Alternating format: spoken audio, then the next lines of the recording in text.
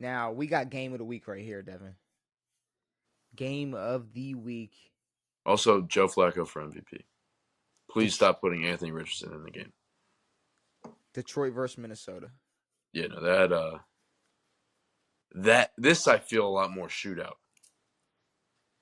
I feel Yeah, I some mean, worse defensive play from the Vikings. Actually, no, I'm being stupid. yeah, I mean the The defense Vikings have from the the best Vikings. defense. I mean, that's the one thing is there are so many options for the Lions offense. Yeah. I don't really know. Like okay, for instance, they could be getting in their face. And they could stuff that box, and that could cause problems for either side of the coin for Detroit, where that's one of the, if they want to open it up with Amara St. Brown and JMO, just might not And have enough time to open it up. But then they Jameer got Gibbs. they got you know two great running backs. Oh, And if they can't get anything going, it's really, can Detroit get any either can Detroit, what can Detroit get going on offense? That's yeah. the one thing. But also we knew Hold on. Sorry. what's that? First of all, you said stuff the box. Nice. And I think everyone in the world now calls Jamin. Is his name? I only know him as JMO because I've seen clips from. Jamison Williams. Yeah, I've seen clips from fucking Amon Ra's podcast, and all they do is call him JMO. Um, but yeah, I didn't know. I didn't know what his name was. But they're good.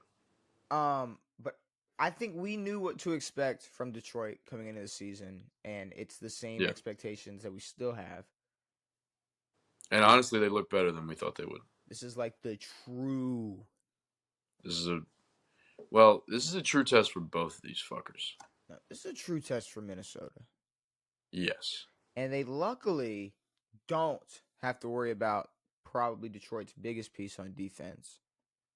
Yeah, exactly. Aidan Hutchinson, That's a which big. What a he's fucker. out for the season. I didn't even talk about that last He's out episode. for. He's out for probably a little bit Completely next season. forgot. I'm just assuming you watched and saw and heard and. Yeah, it's like it like if you watch Anderson Silva's leg break, this is like if he wasn't wearing pants, it would be 18,000 times. I mean, it fully wrapped. Dude, it He could have snapped. touched the other side of his leg. Dude, it snapped. It sounded like two helmets just colliding. Dude, it was like he basically fucking flying kicked a steel fucking pole. It was bad, but It was just bone to bone and blew that fucker up. And how big of an issue do you think it's going to be for Detroit for the rest of the season? I don't know if it'll be an issue, but I think it's just that loss of. Man, I think it's a huge issue. I don't know if it's like hey, we need to get another guy like him type of issue, or it's like we need to figure out how we're going to get to the quarterback at all. But I think they'll be able to pressure enough. I mean, it's not going to be the same. You're obviously not going to get that Aiden impact where he starts to take over games and gets 3 or 4 sacks. But I don't think they're going to feel a whole lot of hurt. I don't know. It's just It's just going to be a different game. It's not like their season's over because they lost their fucking D end. The season ain't over, but by default, Detroit is walking into every game for the rest of the season, promising the opposing quarterback more time in the pocket, promising less pressure coming off of the edge, promising just Sure. less dominance on the defensive line. And if when I said earlier that might not have to be Max Crosby, but I definitely think Detroit is the team I was talking about, and who they may need to make a move for a pass rusher. I mean, You know how sick it would be if Aiden comes back next year and it's Max and just now that would be ridiculous, but it's scary just white boys running at you. it's almost like, how much longer, like, is Detroit going to be this good? 30 years. No, it's like I don't want to put some short cap on it, but I mean they are in a groove right now. They are rolling. Oh, They've yeah, got for sure. crazy momentum this season.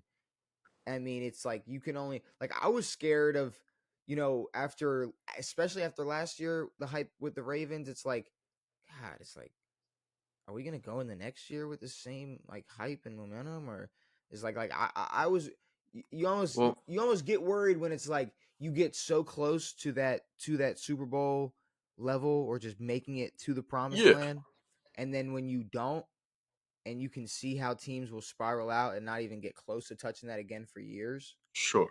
And that's what Dan Campbell said after last season. He was like, "Yeah, this is we might not be back here." Um, but I definitely think that the Vikings are more of a lightning in a bottle type of team. We definitely didn't expect this out of them at all. But Detroit, to me, this is more of like them proving that this isn't a slump. Like last year wasn't a fluke, and Detroit is a team with real weapons that can go out and beat you on the ground and beat you in the air and Well, beat you on defense. well, then if you don't think, I mean, if you don't think Aidan Hutchinson, the loss of him is going to be as impactful as I do, then I mean, then you should think that this is the biggest test so far for Minnesota. No, this is a huge test for I Minnesota. mean, this is an insane test for Minnesota. Yep. Um, I mean, this is a big test for. I mean, it's really just going to come down to will Sam Darnold perform? Can he continue to perform after a few good weeks of football, or is he going to fade out and bounce around teams for the next 6 years? I who mean, do you does got? he? I'm going to take the Lions just because I'm more confidence in them as a full unit. Um, but yeah, I mean, the Vikings, if they're real, then they'll kick the shit out of Detroit, and we'll all be Yeah, praising old Sam Dookie Darnold. I'm gonna go with That's what I Detroit used to as call well. him, Dookie Pants Darnold. Philly.